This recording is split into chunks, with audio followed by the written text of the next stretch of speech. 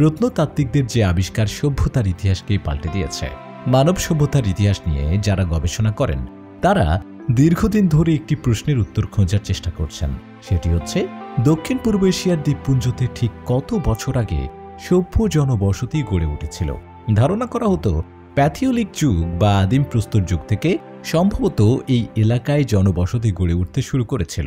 প্লেস্টোসিন যুগের শেষ ভাগে অর্থাৎ 50,000 থেকে 15,000 খ্রিস্টপূর্বাব্দে পৃথিবীতে প্রায় মানুষেরা, যাদেরকে হোমো ইরেক্টাসও বলা হয়, তারা পাথরকে আকারগত পরিবর্তন না করেই হাতিয়ার হিসেবে ব্যবহার করত।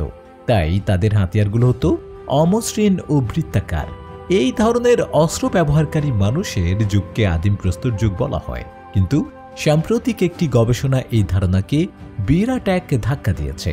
পপুলার মেকানিক্সের এক প্রতিবেদনে বলা হয়েছে, সম্প্রতি এক গবেষণায় প্রত্নতাত্ত্বিকেরা জানতে পেরেছেন ফিলিপাইন ও এর আশপাশের দ্বীপপুঞ্জের প্রাচীন বাসিন্দারা অন্যান্য অঞ্চলের মানুষদের চেয়ে সমুদ্র যাত্রায় বেশি দক্ষ ছিল।